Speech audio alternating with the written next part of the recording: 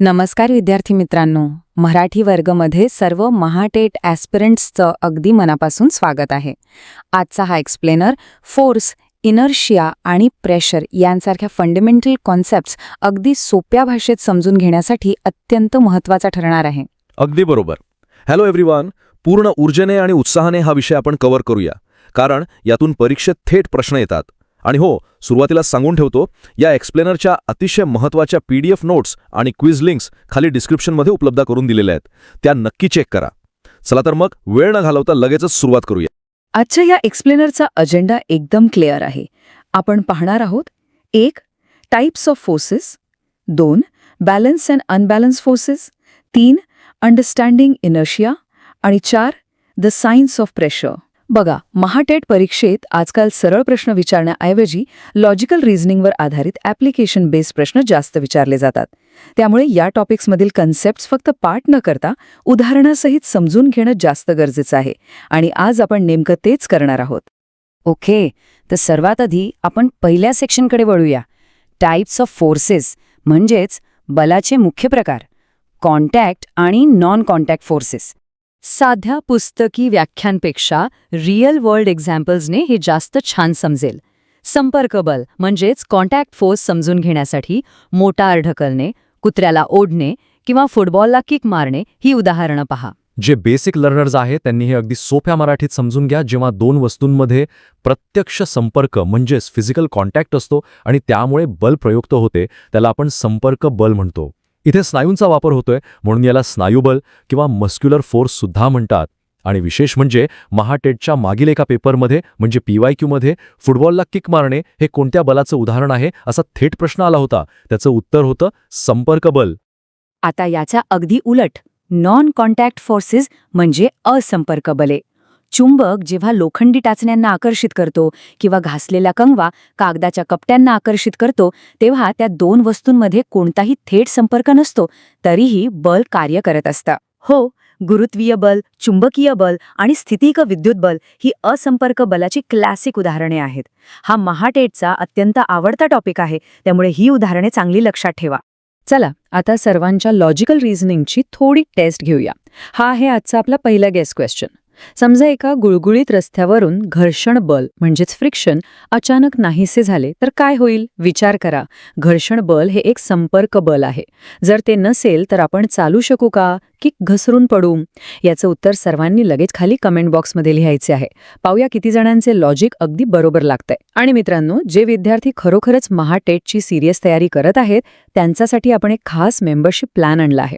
इच्छुक विद्यार्थी फक्त ₹50-90 आणि 119 मध्ये चेकआउट करून मेंबरशिप जॉईन करू शकतात. तिथे तुम्हाला अधिक सराव प्रश्न नक्की मिळतील. राईट. आता आपण एका नव्या आणि इसेन्शियल कॉन्सेप्टकडे जाऊया. बॅलन्स्ड अँड अनबॅलन्स्ड फोर्सेस म्हणजेच संतुलित आणि असंतुलित बले. बॅलन्स्ड फोर्सेसच्या बाबतीत सांगायचं तर, जेव्हा एखाद्या वस्तूवर दोन्ही बाजूंनी समान बल लावले जाते तेव्हा ते एकमेकांना कॅन्सल करतात. म्हणजेच नेट फोर्स 0 होतो आणि वस्तू स्थिर राहते, ती हलत नाही. आणि अनबॅलन्स्ड फोर्सेस म्हणजे जेव्हा दोन असमान बले लावली जातात, अशावेळी नेट फोर्स 0 नसतो. यातली सगळ्यात महत्त्वाची गोष्ट म्हणजे असंतुलित बलामुळेच कोणतीही स्थिर वस्तू हलायला सुरुवात करते. रस्सी खेच किंवा टग ऑफ वॉरचे उदाहरण याला अगदी परफेक्ट आहे. जेव्हा दोन्ही टीम सारखीच ताकद लावतात तेव्हा दोर हलत नाही, हे आहे संतुलित बल. पण जेव्हा एक टीम जास्त ताकद लावून ओढते तेव्हा फोर्स अनबॅलन्स्ड होतो आणि दोर एका बाजूला सरकतो. अगदी तसाच टेबलावर ठेवलेल्या खोक्याचेही तसेच आहे. दोन्ही पाड्यात समान वजन असेल तर खोके हलत नाही, पण एका बाजूला वजन वाढवले तर खोके त्या दिशेनं सरकते. मित्रांनो, हाच कॉन्सेप्ट वापरून एका प्रिव्हियस इयर क्वेश्चन पेपरमध्ये प्रश्न विचारला होता की एकाच दिशेनं अनेक बले लावल्यास काय होते? तर त्याचं उत्तर आहे, त्या सर्व बलांची बेरीज होते. चला, आता पुढच्या अत्यंत इंटरेस्टिंग टॉपिककडे वळूया, इनर्शिया आणि त्याचे प्रकार. पण त्याआधी सर्व टेट ॲस्पिरंट्सला एक छोटीशी आठवण. आपल्या चॅनलवर सायन्सच्या संपूर्ण तयारीसाठी एक डेडिकेटेड प्लेलिस्ट बनवली आहे. त्या कम्प्लीट सायन्स प्लेलिस्टची लिंक डिस्क्रिप्शनमध्ये दिलेली आहे, किंवा तुम्ही चॅनलच्या प्लेलिस्ट सेक्शनमध्ये जाऊन उरलेली सर्व महत्त्वाची सत्र पाहू शकता. Let's define inertia. Inertia is the inherent property of an object to remain in its existing state of rest or motion. म्हणजेच साध्या सोप्या मराठीत याला जडत्व म्हणतात. जडत्व म्हणजे वस्तूची अशी प्रवृत्ती ज्यामुळे ती स्वतःहून आपली स्थिती बदलत नाही. जर वस्तू स्थिर असेल तर ती स्थिरच राहायला बघते आणि जर गतिमान असेल तर ती त्याच वेगाने पुढे जात राहते जोपर्यंत तिच्यावर बाहेरून एखादे बल लावले जात नाही.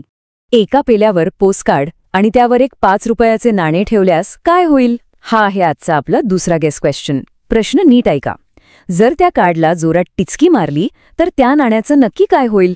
नाणे कार्डसोबत पुढे जाईल की ग्लासमध्ये पडेल? लॉजिक लावा आणि लगेच उत्तर कमेंट बॉक्समध्ये लिहून सांगा. हे जडत्वाचे एक उत्तम उदाहरण आहे, कारण नाणे स्वतःच्या विरामावस्थेतील जडत्वामुळे जागीच राहण्याचा प्रयत्न करते. जडत्वाचे प्रामुख्याने 3 मुख्य प्रकार आहेत. 1. विरामावस्थेतील जडत्व, 2. गतीचे जडत्व आणि 3. दिशेचे जडत्व.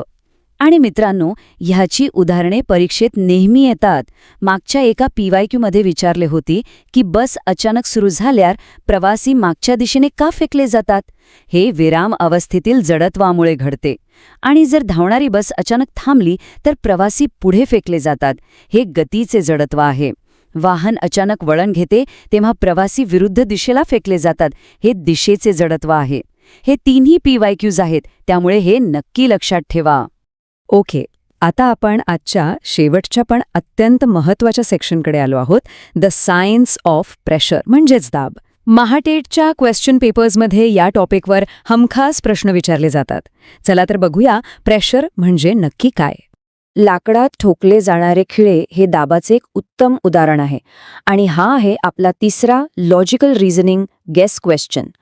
टोकदार खिळा लाकडात सहज का घुसतो, पण बोथट म्हणजे ब्लंट खिळा का घुसत नाही? सर्व ॲस्पिरंट्सनी याचा नीट विचार करा आणि कमेंट बॉक्समध्ये सांगा.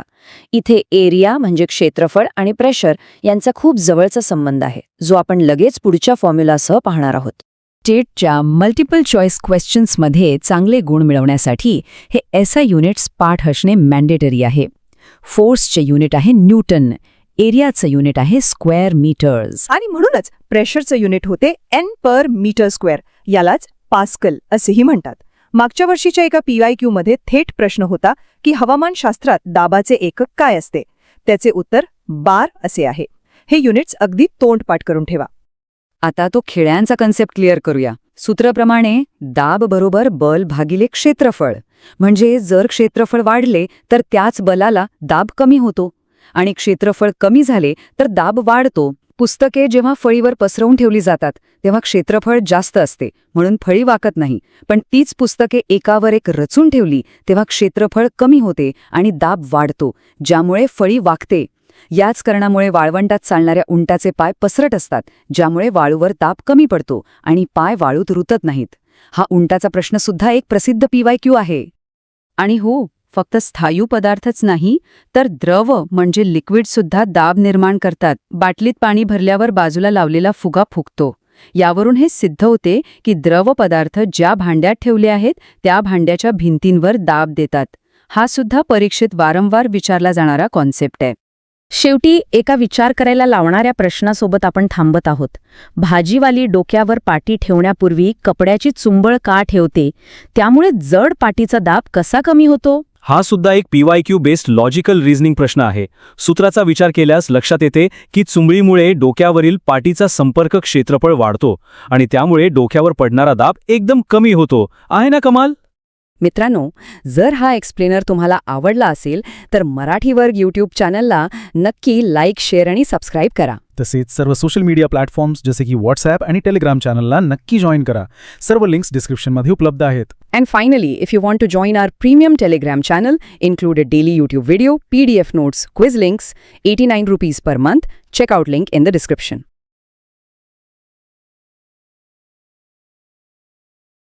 नमस्कार, वेलकम टू मराठी वर्ग.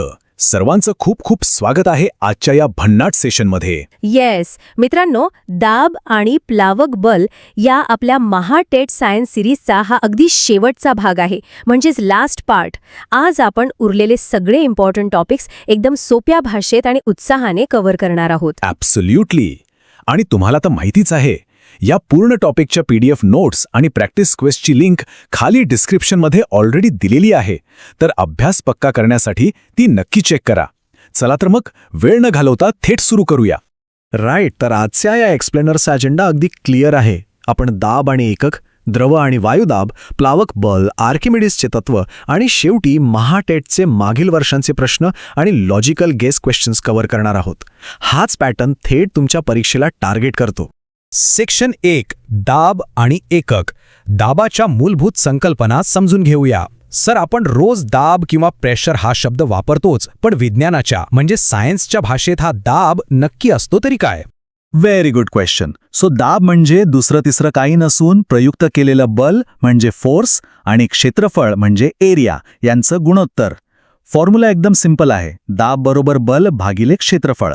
आणि हो, याचं SI एकक पाठ करूनच ठेवा. न्यूटन पर मीटर स्क्वेअर किंवा ज्याला आपण पास्कल म्हणतो. महाटेटमध्ये हा तुम्हाला खात्रीशीर 1 मार्क मिळवून देणार आहे. आता ही कॉन्सेप्ट समजण्यासाठी हा एकदम सोपा प्रयोग बघा. जेव्हा पुस्तके एकावर एक उभी ठेवली जातात तेव्हा ती खालची फळी जास्त वागते. हे असं का होतं बरं? कारण जेव्हा क्षेत्रफळ कमी होतं तेव्हा साहजिकच दाब वाढतो. आता तुमच्यासाठी क्विक टास्क. रोजच्या वापरातील या संकल्पनेचं एखादं उदाहरण पटकन मला कमेंट बॉक्समध्ये लिहून सांगा. सेक्शन 2 द्रव आणि वायुदाब, लिक्विड आणि गॅस प्रेशर. स्थायू पदार्थांचा दाब तर मला नीट समजला, पण द्रवाचं आणि वायूचं काय? ते सुद्धा असाच दाब निर्माण करतात का? ॲब्सल्यूटली करतात. आणि ते समजण्यासाठी हा बाटलीचा प्रयोग बेस्ट आहे. या बाटलीला वेगवेगळ्या उंचीवर छिद्रे पाडली आहेत.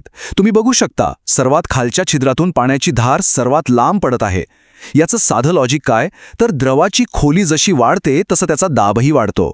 बेसिक लर्नर्ससाठी ही एक अतिशय महत्त्वाची संकल्पना आहे जी लक्षात ठेवलीच पाहिजे. जस्ट अ क्विक रिमाइंडर मित्रांनो, तुमची टेटची तयारी आणखी सॉलिड करण्यासाठी तुम्ही आपल्या चॅनलची मेंबरशिप घेऊ शकता. प्लॅन्स फक्त 59 आणि 119 रुपयांपासून सुरू होतात. तसेच संपूर्ण विज्ञान विषयाच्या तयारीसाठी आपण एक सायन्स प्लेलिस्ट बनवली आहे. ती डिस्क्रिप्शनमध्ये आहे, नक्की चेक करा. राईट. आता वळूया सेक्शन 3 कडे. प्लावक बल. प्लावक बल म्हणजेच बोयंट फोर्स म्हणजे काय? सर, हा प्रश्न परीक्षेत नेहमी येतो की काही वस्तू पाण्यात बुडतात तर काही वस्तू पाण्यावर तरंगतात. यामागचं सायन्स काय आहे? याचं उत्तर लपलेलं आहे प्लावक बल म्हणजेच बॉयंट फोर्समध्ये. इथे बघा, ही रिकामी बाटली पाण्यावर मस्त तरंगत आहे. पाण्यामध्ये किंवा कोणत्याही द्रवामध्ये वस्तूवर वरच्या दिशेने जे बल प्रयुक्त होते ना, त्याला आपण प्लावक बल म्हणतो. आता तुमच्यासाठी एक चॅलेंज. साध्या पाण्यात लिंबू बुडतो, पण त्यात मीठ टाकले की तोच लिंबू तरंगू लागतो. असं का? तुमचं उत्तर कमेंट्समध्ये नक्की सांगा. आता एक खूप इम्पॉर्टंट ट्रॅप जो TET परीक्षेत विचारला जातो. घनता विरुद्ध सापेक्ष घनता. घनता म्हणजे सिंपल, वस्तुमान भागिले आकारमान. पण सापेक्ष घनता किंवा रिलेटिव्ह डेन्सिटी म्हणजे एखाद्या पदार्थाची घनता आणि पाण्याची घनता यांचं गुणोत्तर. आता दोन्ही समान राशी असल्यामुळे सापेक्ष घनतेला कोणतेही एकक म्हणजे युनिट नसते. हे स्पेसिफिक ग्रॅव्हिटीचं लॉजिक डोक्यात पक्क बसून ठेवा. ओके. सेक्शन 4 आर्किमिडीसचे तत्व.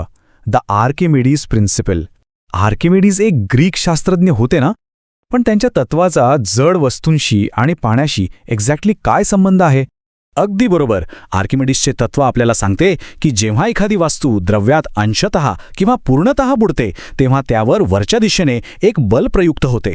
आणि हे बल किती असतं, तर त्या वस्तूने बाजूला सारलेल्या द्रवाच्या वजना इतके. म्हणूनच चित्रातील तो जड दगड पाण्यात अगदी हलका वाटतोय. आणि मित्रांनो, तुम्हाला माहितीच असेल, याच तत्वाचा वापर करून मोठ्या पाणबुड्या म्हणजे सबमरीन्स आणि महाकाय जहाजे डिझाईन केली जातात. आहे की नाही इंटरेस्टिंग? एकदम बरोबर. आता section 5 PET PYQs and solutions. मागील वर्षांचे 5 महत्त्वाचे प्रश्न डिकोडेड.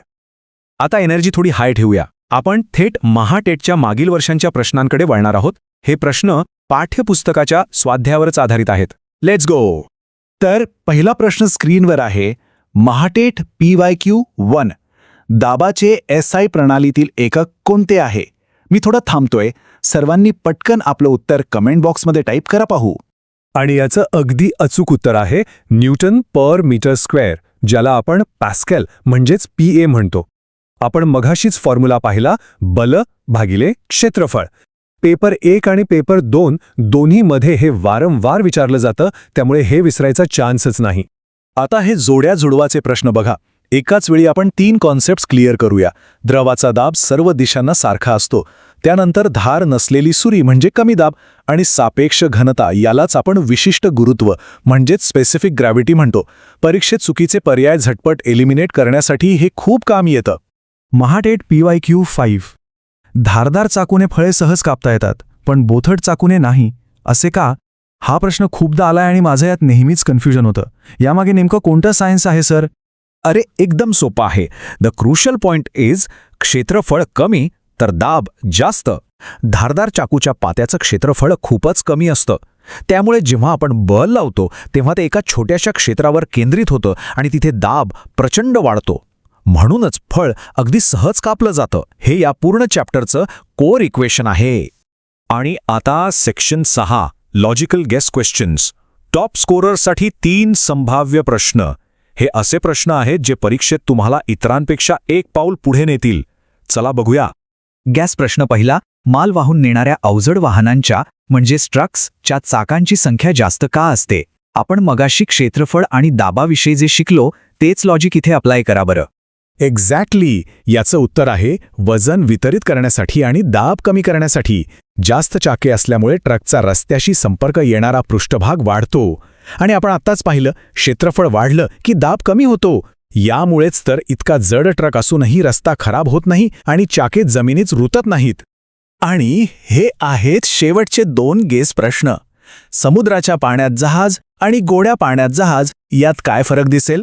तसंच पाण्यात सोडलेला प्लास्टिकचा ठोकळा बुडेल की तरंगेल? तुमचे प्रेडिक्शन्स पटकन कमेंट्समध्ये सांगा. तर उत्तरे अशी आहेत. समुद्राच्या पाण्यात क्षारांमुळे पाण्याची घनता म्हणजेच डेन्सिटी जास्त असते. त्यामुळे ते जहाजाला जास्त प्लावक बल देतं. म्हणूनच तिथे जहाज पोहणं सोपे असते.